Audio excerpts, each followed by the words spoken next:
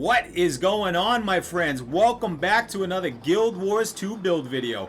My name is Ultra Runner, and before we jump into this badass Dragon Hunter build, if you are new to the channel, we make new videos every week with a focus on sPvP, World versus World, and Open World. If this is something that interests you, please consider supporting the channel by subscribing, liking, or commenting.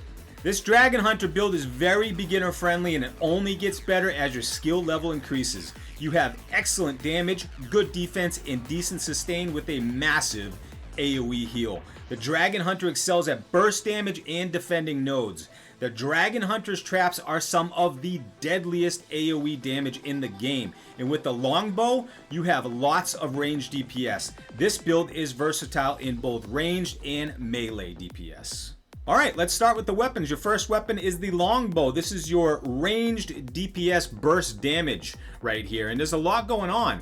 So you have Hunter's Ward, which is an AOE CC ability. So it locks everybody in a small cage in a 360 meter radius for about 4 or 5 seconds.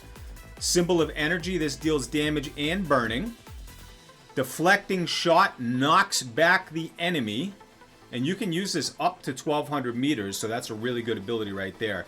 And here's where your burst damage comes in. So True Shot, you want to use this as often as possible. And sometimes, depending on what your crit rate is, if you have the enemy tethered to your Spear of Justice, you can hit the enemy anywhere from 6,000 to sometimes 10,000 per shot.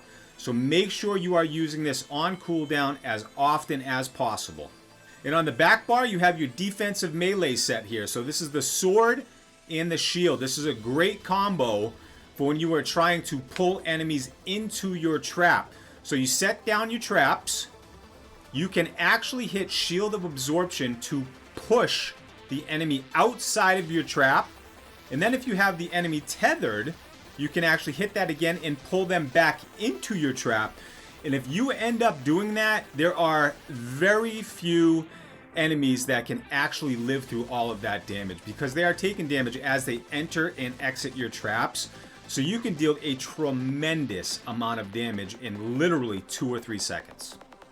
Alright, let's check out the utilities. In the heal slot, we are using Purification, and for our 2 damage traps, we are using Test of Faith and Possession of Blades. I would say all 3 of these are mandatory with this build. And the next 2 here are definitely interchangeable. And you can pretty much, this is more like a flex slot here, and it depends on how you are playing and who you're playing with. Now, if you're playing solo and you don't have a lot of communication with your team, this is really beneficial right here, the Sword of Justice. So if you get an enemy stuck in your trap, you have them tethered, you are hitting your shield, you are pushing them out, you are pulling them back in, and once you pull them back in, if you hit Sword of Justice on top of your traps, no one is living through that. I don't care who they are, it's just too much damage to take. But this one is totally interchangeable. You can put other traps there if you want. You can add improved power. It's totally up to you. Pick what you want and how you feel is best suiting your playstyle.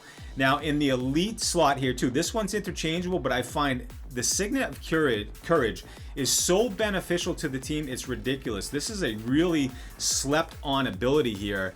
Now, the active heal pulse heals everybody in a 600 meter range per pulse of 6 pulses, plus an additional 3,250 for everybody on that final pulse. So if you are near a node and you have other teammates near you, you are pretty much giving them a half of their health back with this ability every 60 seconds. So I find this more beneficial when I'm playing solo than any other ability here. Now, all of these abilities are actually pretty good, but if you are with a predetermined team, I would probably switch this over to Dragon's Maw or maybe Renewed Focus. It totally depends.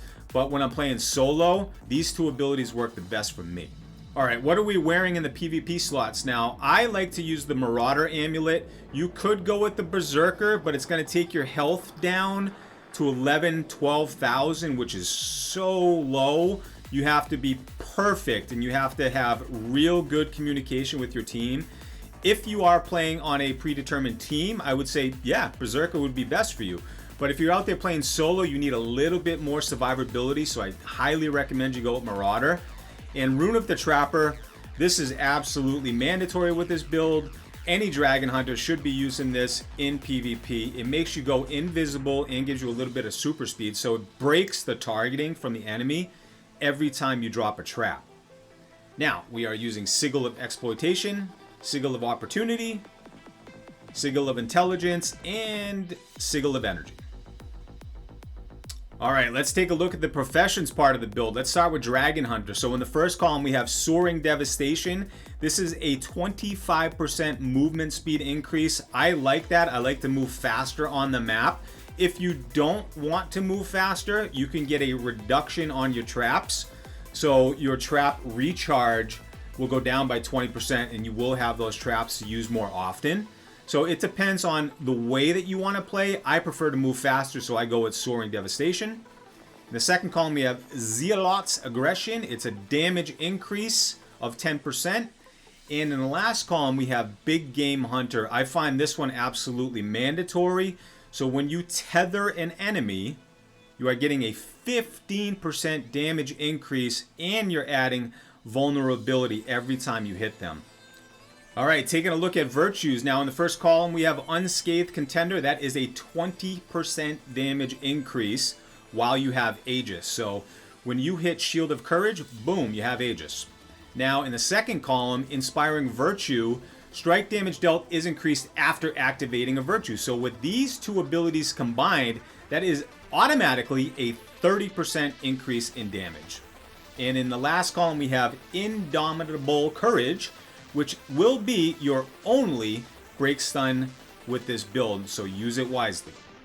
Taking a look at Radiance. Now in the first column, we have Healer's Resolution. Every time you use your heal skill, you will get a reduction in incoming condition damage by 33%. Retribution is a 10% damage increase while you have Resolution. And Righteous Instincts, Resolution increases your chances to critically strike and grants might each interval. So it's a critical chance increase of 40%. Definitely mandatory in this build. There you have it, my friends. That is the Power Dragon Hunter build for sPvP. Thank you for watching the video. I appreciate each and every one of you. I truly do. Let me know what you guys think down in the comments. Enjoy the build, and we will see you in the next one. Peace.